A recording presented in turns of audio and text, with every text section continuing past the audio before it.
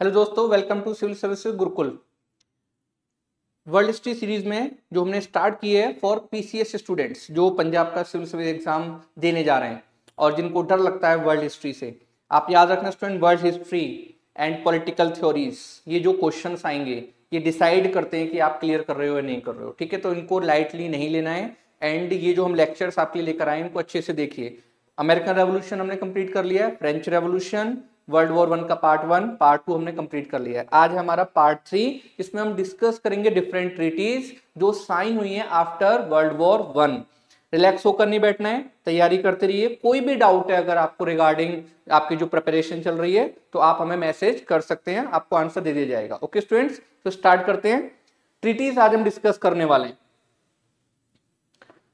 World war 1 हमने discuss किया last lecture में। वर्ल्ड वॉर 1 चल रही है। अमेरिका ज्वाइन करता है अप्रैल 1917 में एंड रशिया में हो जाता है रशियन रेवोल्यूशन। रशिया वॉर से पीछे हट जाता है। Central powers Germany, Bulgaria, Ottoman empire and Austro Hungarian empire, इनको आप कहते हैं सेंट्रल पावर्स। तो सेंट्रल पावर्स एक ट्रीटी साइन करते हैं with Russia and treaty was Brest Litovsk, LITOVSK। PCS में क्वेश्चन आया भी हुआ है। ओके, तो सेंट्रल पावर्स एंड रशिया के बीच में एक ट्रीटी साइन होती है एंड रशिया की जो बोल्शेविक पार्टी है वो ये ट्रीटी साइन करती है। ट्रीटी का नाम फिर से देखिए, ब्रेस्ट लिटोस्क। इस ट्रीटी के बाद रशिया वॉर से हट जाता है एंड रशिया ने अपनी बहुत सारी टेरिटरी सेंट्रल पावर्स को दे दी। जर्मनी का जो ईस्टर्न फ्रंट है वो अब सेफ था, वहां से कोई खतरा नहीं था। जर्मनी अब डिसाइड करता है कि जो वेस्टर्न फ्रंट है उस पर जीत जो है वो अब चाहिए, बिकॉज अमेरिका जो है अपने ट्रूप्स को मोबिलाइज कर देगा और अमेरिकन पावर एंड रिसोर्सेस अगर वॉर में आ जाएंगे तो जर्मनी के लिए बहुत मुश्किल हो जाएगा। सेकंड, ब्रिटेन ने जर्मन पोर्ट्स को ब्लॉक किया हुआ था एंड जो वहां पर फूड शॉर्टेज है वो बढ़ती जा रही थी, लोगों को खाना पीना जो है वो मिलना मुश्किल हो रहा था, इन्फ्लेशन बढ़ रही थी, तो ये भी इश्यूज आ रहे थे। तो जर्मन ने डिसाइड किया था कि जल्दी से जल्दी हमें जीत चाहिए, तो उन्होंने यहाँ पर एक बहुत बड़ा ऑफेंसिव किया वेस्टर्न फ्रंट पर, बट उसमें गेन एज सच नहीं होता है। काउंटर अटैक होता है एलाइड्स का एंड उसके बाद आप देखेंगे स्टूडेंट जो एलाइड पावर्स हैं वो आगे बढ़ते हैं, पेरिस तक पहुंचने वाले हैं। जर्मन किंग, काइजर किंग और काइजर सेम वर्ड है वैसे, ठीक है। काइजर जर्मन लैंग्वेज में बोलते हैं, तो काइजर विल्हेम टू और विलियम टू जर्मनी छोड़कर नीदरलैंड भाग जाता है, उसको वहां पर पॉलिटिकल असाइलम मिल गया। और इसके बाद स्टूडेंट पावर जो आती है ना जर्मनी में, एक पार्टी के पास आती है, सोशल डेमोक्रेटिक पार्टी।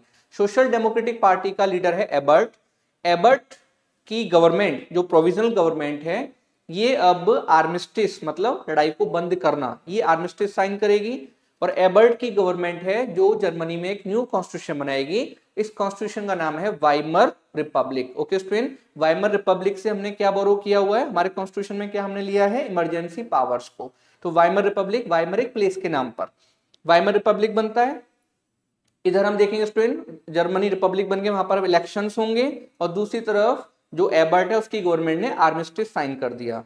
और दैट्स वाई हिटलर बाद में इस गवर्नमेंट को कहते हैं ना पानी पी पी कर गाली देना, तो हिटलर ये करने वाला है और इस गवर्नमेंट को गालियां देगा कि आपने ट्रीटी साइन करी थी। सेकंड, आगे बढ़ते हैं। जब लड़ाई बंद हो जाएगी तो उसके बाद जो विक्टर पावर्स हैं वो पेरिस में मीटिंग करते हैं और उसको कहते हैं पेरिस पीस कॉन्फ्रेंस। जितनी भी ट्रीटी साइन हुई है आफ्टर वर्ल्ड वॉर 1, ये ट्रीटी साइन हुई है पेरिस पीस कॉन्फ्रेंस के अंडर में। ओके, पेरिस पीस कॉन्फ्रेंस हुई है 1919 से 1920। अगर एग्जैक्ट डेट आपको चाहिए तो आप देखेंगे जनवरी 1919 से जनवरी 1920। इसमें 4 मेन पावर्स हैं। USA, president Woodrow Wilson. During the war Woodrow Wilson president of USA, इन्होंने अपने 14 पॉइंट्स दिए थे। उसमें जो लास्ट पॉइंट है स्टूडेंट वो एक ऐसी ऑर्गेनाइजेशन की बात करता है जो वर्ल्ड में पीस को मेंटेन करे एंड ये ऑर्गेनाइजेशन बाद में बनेगी, इसका नाम है league of Nations, but America इसका मेंबर नहीं बनेगा। ओके, तो अमेरिका लीग ऑफ नेशन का मेंबर नहीं बनेगा। तो यूएसए वुड्रो विल्सन, यूके यहां पर जो प्राइम मिनिस्टर है इनके David Lloyd George, France Clemenceau and Italy के ऑरलैंडो। अब इटली यहां पर बहुत सारी होप्स के साथ आया कि यस ब्रिटेन ने मुझे प्रॉमिस किया था, एक सीक्रेट ट्रीटी हुई थी ब्रिटेन और इटली के बीच में, उसमें ब्रिटेन ने प्रॉमिस कर दिया था आप जो भी टेरिटरी डिमांड करेंगे आपको दे देंगे। अब ऑरलैंडो की होप ज्यादा है, बट इधर आकर पता चलता है कि वुडरो विल्सन मना कर देते हैं, और वुडरो विल्सन कहते हैं हमें नहीं पता कि आपने ब्रिटेन के साथ कौन सी ट्रीटी साइन करी, हम उसको नहीं मानते। ऑरलैंडो यहाँ पर नाराज हो जाते हैं और उन्होंने पेरिस पीस कॉन्फ्रेंस को छोड़ दिया था। तो student USA, UK, France and Italy, इनको कहते हैं बिग फोर, और ये बिग फोर मेन डिसीजंस लेते हैं कि किसके साथ किस टाइप की ट्रीटी साइन होगी। क्लियर है? अब आगे बढ़ते हैं। अब जर्मनी के साथ जो ट्रीटी साइन हुई है इसका नाम है treaty of Versailles, and Vasai भी इसको बोला जाता है स्टूडेंट। ये ट्रीटी साइन हुई है जून 1919 में। जितनी भी ट्रीटी साइन हुई है आफ्टर वर्ल्ड वॉर 1, आप ज्यादातर देखेंगे स्टूडेंट, एक ट्रीटी को छोड़ दीजिए, अदरवाइज सारी ट्रीटी जो है ये फ्रांस के प्लेसेस के नेम है। जैसे फॉर एग्जांपल वर्साइल, तो ये फ्रांस के प्लेस का नाम है, उसके नाम पर है, वहां पर ट्रीटी ये साइन हुई थी। अब इस ट्रीटी के अंडर में एक वॉर गिल्ट क्लॉज है, इसका आर्टिकल है ये 231, आर्टिकल 231। आर्टिकल 231 ये कहता है स्टूडेंट कि वॉर के लिए जर्मनी रिस्पॉन्सिबल है। अब अगर आप देखेंगे वॉर के लिए बहुत सारे कंट्रीज रिस्पॉन्सिबल हैं, बट सारा जो रिस्पॉन्सिबिलिटी है वो जर्मनी के ऊपर इम्पोज कर दी जाती है, और जर्मनी को बोला गया कि भाई आप रिस्पॉन्सिबल है, देर आप वॉर इंडेमनिटी भी देंगे। जर्मनी के ऊपर वॉर इंडेमनिटी कितनी होगी ये बाद में डिसाइड किया गया, और ये वॉर इंडेमनिटी फिक्स की जाती है 6,400 million pound. I am repeating, 6,6400 million pound. Okay student, तो ये war guilt clause and Germany की रिस्पॉन्सिबिलिटी, उसके ऊपर वॉर इंडेमनिटी इंपोज की जाती है। आगे देखते हैं, जर्मनी की जो आर्मी है उसके नंबर्स कितने कर दिए गए, 1 लाख ट्रूप्स। जर्मनी की आर्मी 1 लाख ट्रूप से ज्यादा नहीं रख सकती है। No tanks, no armoured carrier, no aircraft. Okay student, अब देखेंगे कि जर्मनी के कौन कौन से एरियाज उससे छीन लिए गए, तो मैप में ही आपको क्लियर हो जाएगा।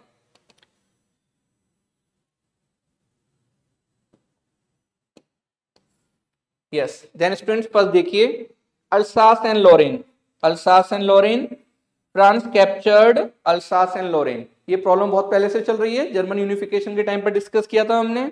नेक्स्ट देखिए स्टूडेंट, ये जो एरिया आप देख रहे हैं, ये वाला एरिया, ठीक है, इसको हम कहते हैं यूपेन, यूपेन और ओइपेन, दोनों इसकी प्रोनाउंसिएशन है।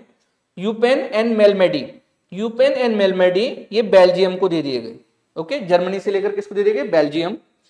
ये जर्मनी का एक इंडस्ट्रियल एरिया है, इसको कहते हैं राइनलैंड, ठीक है, राइन रिवर के नाम पर। स्टूडेंट, इसको कर दिया गया डीमिलिटराइज्ड जोन, जर्मनी अपनी आर्मी इधर नहीं भेज सकता है। ओके, इसको कहते हैं डीमिलिटराइज्ड जोन। आगे बढ़ते हैं, इधर देखिए स्टूडेंट, जर्मनी के कुछ एरियाज को लेकर पोलैंड को दे दिया गया, और इस टाइप से पोलैंड क्रिएट कर दिया गया। इधर एक पोर्ट है, इसका नाम है पोर्ट सिटी डेंजिग, DANZIG, ये आपको याद रखना है, डेंजिग पोर्ट। और डेंजिग पोर्ट जो है स्टूडेंट, इसको डिक्लेयर किया गया फ्री इंटरनेशनल पोर्ट। एक्चुअल में ये पोर्ट जो है पोलैंड को देना था, पोलैंड लैंड लॉक्ड हो गया था, तो पोलैंड को ये पोर्ट दिया गया था। एंड पोलैंड अगर इस पोर्ट तक जाएगा तो बीच में जर्मनी आ जाएगा, तो दैट्स वाई आप देखेंगे एक पॉलिश कॉरिडोर क्रिएट किया गया, एंड जर्मनी के ये जो एरियाज हैं ये आपस में आपने डिवाइड कर दिए। फिर से देखिए स्टूडेंट, मैं रिपीट कर रहा हूं, पोलैंड क्रिएट किया गया, एंड एक पोर्ट है डेंजिग जर्मनी का, जिसको फ्री इंटरनेशनल पोर्ट डिक्लेयर कर दिया गया। एक्चुअल में किसको देना था, पोलैंड को, बट पोलैंड अगर इस पोर्ट तक जाएगा तो कैसे जाएगा, बिकॉज बीच में जर्मनी है। तो इधर स्टूडेंट एक पॉलिश कॉरिडोर क्रिएट किया गया, और जिससे पोलैंड आसानी से डेंजिग पोर्ट तक जा सकता है। अब इशू क्या आएगा बाद में, जब हिटलर पावर में आएगा जर्मनी में वर्ल्ड वॉर 2 से पहले, तो उस टाइम पर वो डिमांड करेगा मुझे east Prussia and west Prussia को कनेक्ट करने के लिए कनेक्टिविटी चाहिए, रेल एंड रोड नेटवर्क चाहिए। पोलैंड इस डिमांड को नहीं मानेगा, हिटलर अटैक करेगा पोलैंड के ऊपर, वहां से स्टार्ट होगी सेकेंड वर्ल्ड वॉर। ओके, तो देखिए स्टूडेंट, फिर से जो ये एरिया है राइनलैंड, डीमिलिटराइज्ड जोन डिक्लेयर कर दिया गया। अब ये मैप में आप ये देखिए, इस पर फोकस करिए, इसको कहते हैं शार, SAAR। यहाँ पर जर्मनी की कोल माइंस हैं, कोयले की खादान है, ठीक है, कोल माइंस। तो ये जो है 15 ईयर्स के लिए फ्रांस को दे दी गई। यहाँ पर 15 ईयर्स के लिए फ्रांस इनको जो है यूज करेगा, एंड यहाँ से कोल निकालेगा।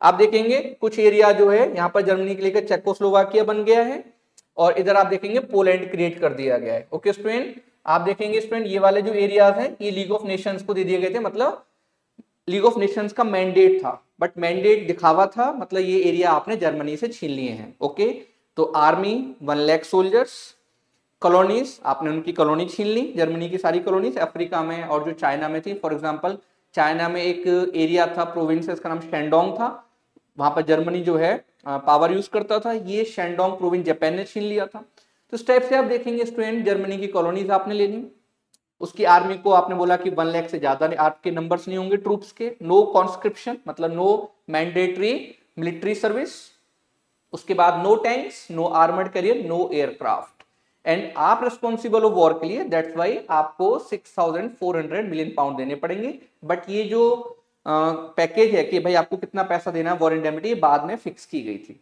तो उसको कहते हैं ट्रीटी ऑफ वर्साइल। अभी ट्रीटी किसने साइन करी? ये ट्रीटी साइन करी एबर्ट की गवर्नमेंट ने। Okay student, social democratic party, because king तो भाग गया एंड इस टाइप से जर्मनी से जो किंगशिप है वो खत्म हो जाती है और यहाँ पर सोशल डेमोक्रेटिक पार्टी आ गई थी और बाद में फिर इलेक्शंस होंगे, बट इलेक्शंस में किसी को भी मेजोरिटी नहीं मिलने वाली है।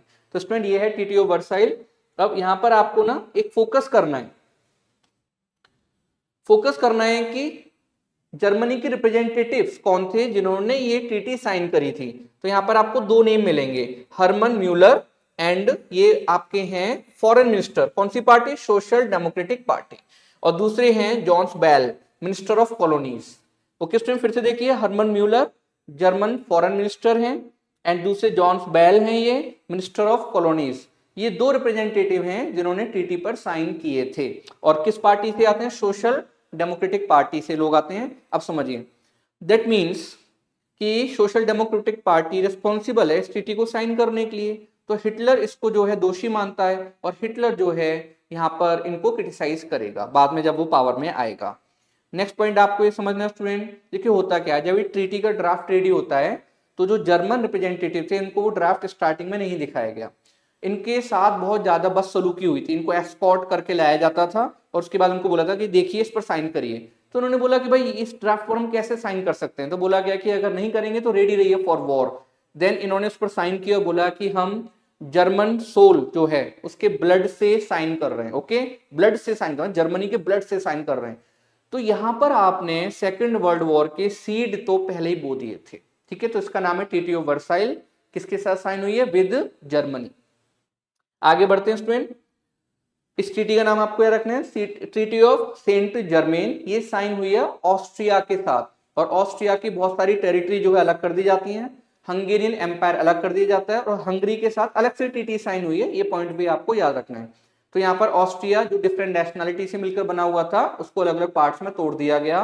कुछ पार्ट आप देखेंगे पोलैंड के पास चला गया, कुछ पार्ट चेकोस्लोवाकिया चला गया, चेकोस्लोवाकिया बनता है, कुछ पार्ट सर्बिया के पास चला गया, सर्बिया बन जाता है यूगोस्लाविया जो उसका ड्रीम था पैन स्लाविज्म के अंडर में। ओके, तो ट्रीटी ऑफ सेंट जर्मेन, ज्यादा फोकस नहीं करना है, नाम याद रखना है। किसके साथ साइन हुई है? ऑस्ट्रिया।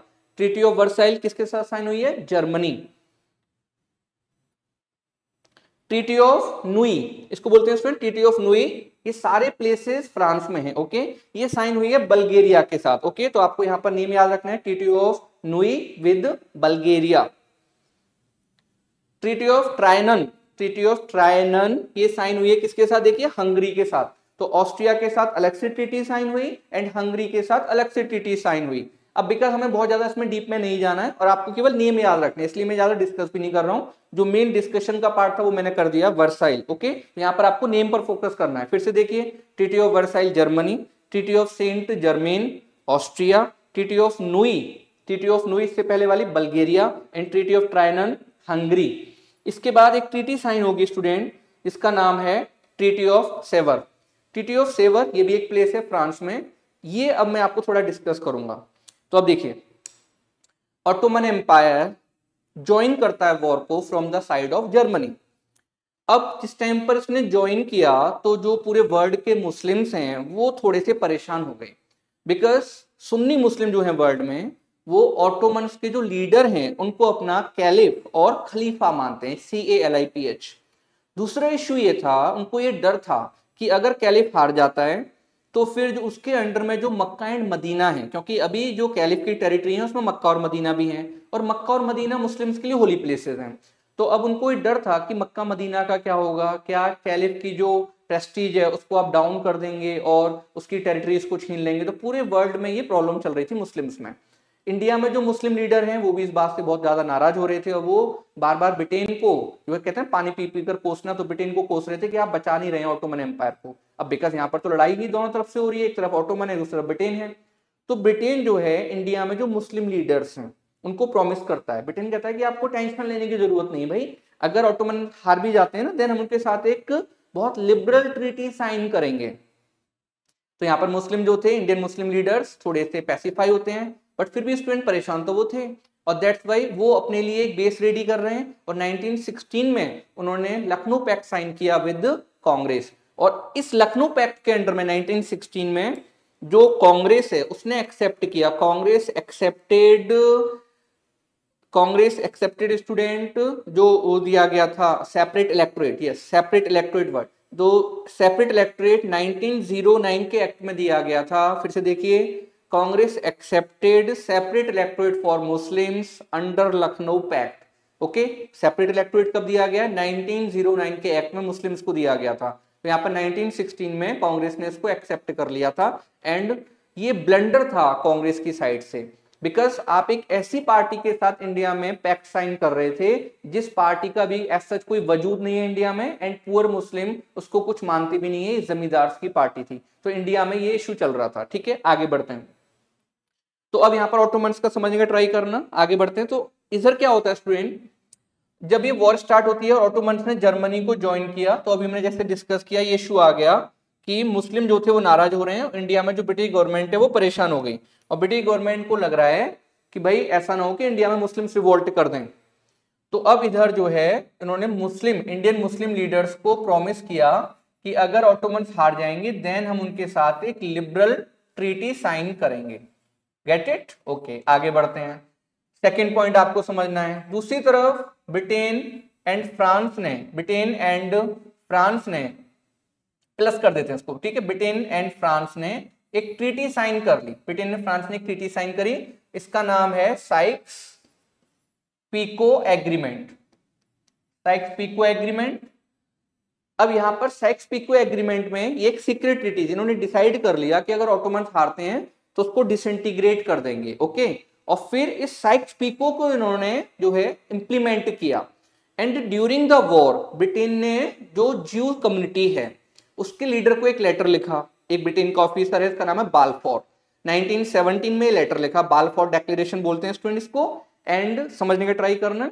और उस लेटर में बालफोर ने लिखा ज्यू कम्युनिटी के हेड को कि हम ये मानते हैं, मतलब ब्रिटेन ये मानता है कि आपकी जो होमलैंड है वो पैलेस्टाइन में होना चाहिए। तो इस टाइप से ये रेडी थे कि आपकी होमलैंड ज्यूज के लिए पैलेस्टाइन में होना चाहिए।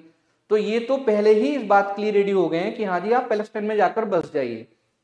तो ये बैकग्राउंड है ट्रीटी ऑफ सेवर का। आगे बढ़े।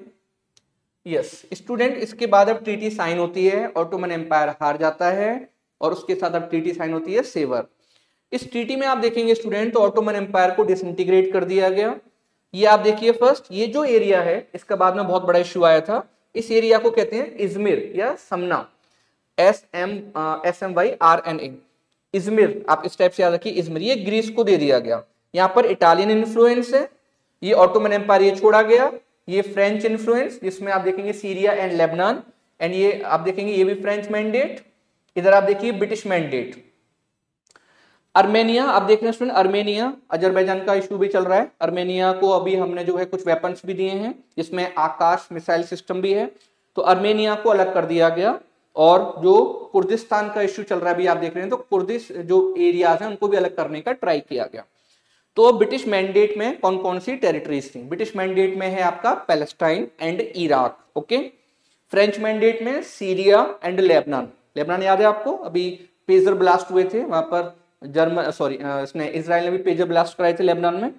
तो Syria and Lebanon French mandate, Palestine and Iraq British mandate, Armenia को आजादी दे दी, ये इटालियन इन्फ्लुएंस। और स्टूडेंट आप देखेंगे ये है सी ऑफ मार्मरा, और इधर आप देखेंगे इजमिर, तो इधर आप देखेंगे स्टूडेंट इजमिर जो है इसको किसको दे दिया गया? ग्रीस को। तो आपने जो है ऑटोमन्स को डिसइंटीग्रेट कर दिया। और सबसे बड़ी बात, जो मक्का और मदीना वाले एरिया थे, मक्का और मदीना वाले एरिया, तो वहां पर आपने उनको भी आजादी दे दी और एक किंगडम बना हेजाज, किंगडम ऑफ हेजाज। तो इस टाइप से आप देखेंगे हेजाज भी अलग हो गया, ऑटोमन डिसइंटीग्रेट हो गया, छोटा सा एरिया उनके पास रह गया, इसको प्रेजेंट में आप टर्की बोलते हैं। बट इश्यू ये आया, आपको एक बैटल याद है, बैटल ऑफ गलीपली। बैटल ऑफ गलीपली का जो हीरो था, ऑटोमन्स का हीरो, याद करिए उसका नाम, नहीं याद आ रहा, कोई बात नहीं, Mustafa Kemal. Mustafa Kemal student यहाँ पे एक टर्किश मूवमेंट स्टार्ट करता है टर्की में, और वो कहता है कि जो कैलिफ है जिसने ट्रीटी साइन करी है अथॉरिटी ने, हम उसको नहीं मानते। इसने यहाँ पर एक दूसरी अपनी जो है कैपिटल शिफ्ट करी, कैपिटल डिक्लेयर कर दी कि हमारी कैपिटल है, पूरा मूवमेंट स्टार्ट होता है और लड़ाई स्टार्ट होती है। मुस्तफा केमाल के अंडर में टर्क्स लड़ाई करते हैं। तो यहाँ पर स्टूडेंट क्लियर था कि पीस एज सच नहीं आ सकती, और दैट्स वाई फिर जो ये विक्टर पावर्स हैं इन्होंने फिर से एक न्यू ट्रीटी साइन करी, और इस ट्रीटी का नाम है ट्रीटी ऑफ ल्यूजॉन, और ये ट्रीटी को साइन होती है जुलाई 1923। ओके, तो पहले देखिए कौन सी ट्रीटी साइन होती है, सेवर, और याद रखना ये पॉइंट आपको। दूसरी फिर साइन होती है ट्रीटी ऑफ ल्यूजॉन, LAUSANNE। ये जो ल्यूजॉन है ये स्विट्जरलैंड में एक प्लेस है, ओके, स्विट्जरलैंड में, तो उसके नाम पर जो है इसको प्लेस के नाम पर ट्रीटी का नाम है ल्यूजॉन। अब इस ट्रीटी में स्टूडेंट आप देखेंगे तो कुछ एरियाज वापस कर दिए गए, जैसे जो ग्रीस के पास थे, इजमिर वगैरह वापस कर दिए गए, इटालियन इन्फ्लुएंस को खत्म किया गया, बट हाँ अर्मेनिया तो इंडिपेंडेंट रहेगा। और उसके बाद आप देखेंगे पैलेस्टाइन जो था वो वापस नहीं हुआ, वो ब्रिटेन के कंट्रोल में रहेगा, बट कुछ रियायतें दे दी गई। और इस टाइप से आप देखेंगे अब मुस्तफा केमाल जो है वो और बड़े हीरो बन जाते हैं। एंड इसके बाद मुस्तफा केमाल 1924 में कैलिफ की पोस्ट को खत्म कर देते हैं टर्की से। क्लियर? इंडिया में आते हैं। जब ये ट्रीटी साइन होती है सेवर, तो इंडिया में जो मुस्लिम्स हैं वो तो पहले से नाराज चल रहे थे, तो अब इधर वो महात्मा गांधी के पास जाते हैं मुस्लिम लीडर, जैसे हशरत मोहानी हैं, अली ब्रदर्स हैं, मोहम्मद अली एंड शौकत अली, और महात्मा गांधी से कहते हैं महात्मा गांधी कुछ करना पड़ेगा। और इन लोगों ने एक अपनी जो है पार्टी बना ली थी, ऑर्गेनाइजेशन, खिलाफत पार्टी। तो अब यहाँ पर महात्मा गांधी इस पार्टी को सपोर्ट करते हैं, इवन इसके प्रेसिडेंट बन जाते हैं। और इंडिया में एक मूवमेंट स्टार्ट हुआ था, खिलाफत मूवमेंट, खलीफा को बचाने के लिए। तो आप देखिए ये एक्स्ट्रा टेरिटोरियल इशू था, बट इंडिया में मूवमेंट चला रहे थे खलीफा को बचाने के लिए। 1924 में जब मुस्तफा केमाल खलीफा की पोस्ट को अबोलिश करेंगे एंड टर्की को डिक्लेयर करेंगे एक सेकुलर डेमोक्रेटिक कंट्री, तो इंडिया में जो खलीफा को बचाने वाले थे वो क्या कर सकते हैं, बिकॉज आपने तो पोस्ट ही खत्म कर दी थी। और इससे पहले 1924 से पहले 1922 में महात्मा गांधी ने एनसीएम बंद कर दिया था after the incident of Chauri Chaura. इसलिए बहुत सारे मुस्लिम लीडर्स ने महात्मा गांधी को बोला था कि आप चीटर हैं, आपने हमें बीच में छोड़ दिया। बट उसके बाद टर्की आप देखेंगे ऑटोमन एम्पायर, वहां से खलीफा की पोस्ट को ही खत्म कर दिया गया 1924, एंड टर्की को डिक्लेयर किया गया सेकुलर डेमोक्रेटिक कंट्री। और अगर आप टर्की थोड़ा अलग दिखाई देता है मुस्लिम कंट्रीज में, तो बिकॉज ऑफ मुस्तफा केमाल, इसका एक बहुत बड़ा रोल है इस लीडर का। तो पहली ट्रीटी साइन होती है ट्रीटी ऑफ सेवर, एंड दूसरी ट्रीटी साइन होती है ट्रीटी ऑफ ल्यूजॉन। तो ये कुछ ट्रीटीज हैं इंपॉर्टेंट स्टूडेंट, ये आपको याद रखनी है। फिर से देखिए कौन कौन सी ट्रीटी मैंने आपको डिस्कस की है। ट्रीटी ऑफ वर्साइल या वसई जर्मनी के साथ, treaty of Saint Germain Austria के साथ, ट्रीटी ऑफ न्यूई बल्गेरिया के साथ, ट्रीटी ऑफ ट्रायनन हंगरी के साथ, treaty of Sevres Ottoman empire के साथ, और दूसरी ट्रीटी जो ऑटोमन एम्पायर के लिए हुई है ट्रीटी ऑफ ल्यूजॉन, जिसने सेवर को रिप्लेस कर दिया। पता है आपको एक इंटरेस्टिंग यहाँ पर कुछ कॉन्स्पिरेसी थ्योरी जब ल्यूजॉन साइन हुई थी, इसमें कुछ लोग ये कहने लगे कि 100 ईयर के लिए साइन हुई है, और 100 ईयर के लिए अगर साइन हुई है तो ये 100 साल के बाद लैप्स हो जाएगी, और 100 साल कब होंगे 23 में। और इस टाइप से वहां पर कुछ लोग वेट कर रहे थे कि हमारे बहुत सारे एरिया वापस मिल जाएंगे। ओके स्टूडेंट, तो ये कुछ कॉन्स्पिरेसी थ्योरी भी इस ट्रीटी के साथ रहते हैं। अब देखिए आपसे भी पूछ सकते हैं साइक्स पीको जो एग्रीमेंट हुआ है वो किसके लिए हुआ है, वो भी ऑटोमन्स के लिए हुआ है। ओके, तो अब इस टाइप से ऑटोमन्स को डिसइंटीग्रेट कर दिया गया, और यहाँ से बहुत सारी प्रॉब्लम्स जो है वो सामने आती हैं, जिसमें एक प्रॉब्लम जो पैलेस्टाइन और आप देख रहे हैं इजराइल वाली चल रही है वो भी सामने आती है। ओके, वो कभी हम अलग से डिस्कस करेंगे, क्योंकि अभी थोड़ा सा जो हमारा फोकस है वो ट्रीटीज पर है एंड टारगेटेड आपकी प्रिपरेशन पर है, जिससे आप आंसर आसानी से कर पाए। अभी लास्ट टाइम जो क्वेश्चन पूछ लिया था पीसीएस ने, उसमें पूछा रिप्रेजेंटेटिव पूछे थे कि जर्मनी के कौन से रिप्रेजेंटेटिव है, जो हमने अभी डिस्कस किए हैं। ओके स्टूडेंट्स, तो लेक्चर देखते रहिए, नेक्स्ट हम डिस्कस करेंगे वर्ल्ड वॉर 2 और उसके बाद Russian revolution. Okay, thank you.